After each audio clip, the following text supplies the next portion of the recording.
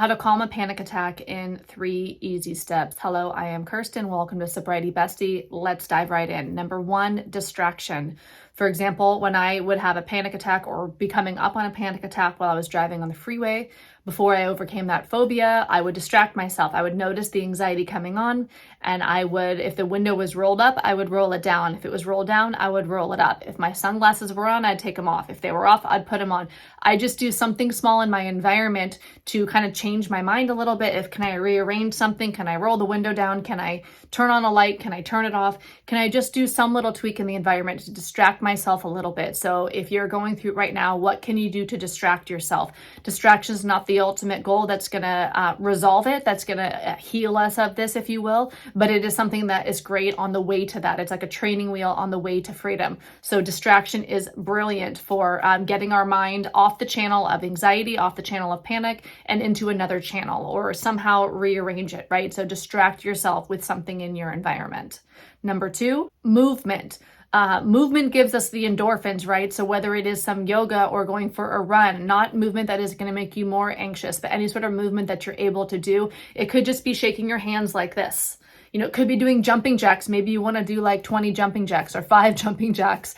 Any sort of movement that you're going to do is going to shake up your biochemistry inside. And it's your biochemistry that is starting to heat up in that panic attack, right? So you're in your sympathetic nervous system. It is flooding your body, flooding your blood with all these stress chemicals, the adrenaline and the cortisol and 30 about other friends of stress chemicals. So we want to move that through. We want to stop dumping those chemicals. We want to avoid going full on into that panic attack. So any sort of movement is going to help, and even like you think about dogs or other animals after they have a near trauma kind of an experience, they literally shake to get the stress chemicals out of their system. This is more like anxiety aftercare, but it is also great if you're going into, it feels like you're going into a panic attack. Can you just move your body? Can you shake? Can you jump? Can you do something to move the energy around?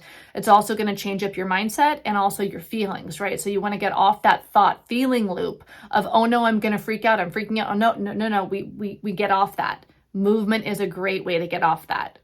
And number 3, getting into our senses. So we can call this mindfulness or touch or any sort of senses, but like literally, I feel like touch is such a beautiful way to help get out of the panic attack, to not have one. So whether you want to rub your hands and then bring your attention into where your hands are rubbing together, go ahead, rub your hands right now. Follow me along, follow along with me.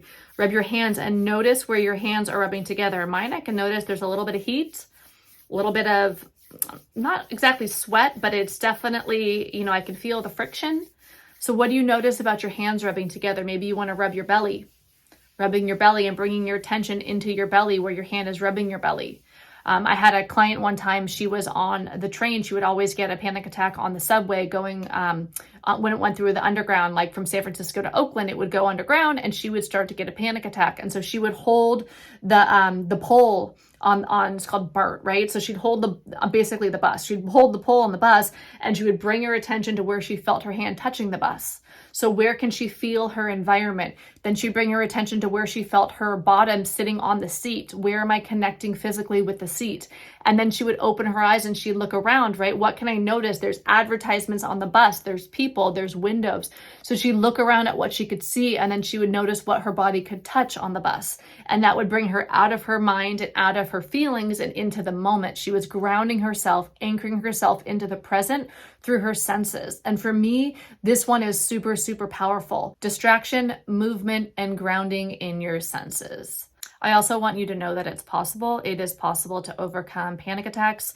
Now, I'm not a doctor and this is not medical advice. It's for informational purposes only, but I want to let you know I haven't had a panic attack or an anxiety attack in over a decade since I devoted my energy in my life to learning all these techniques because I was super freaked out.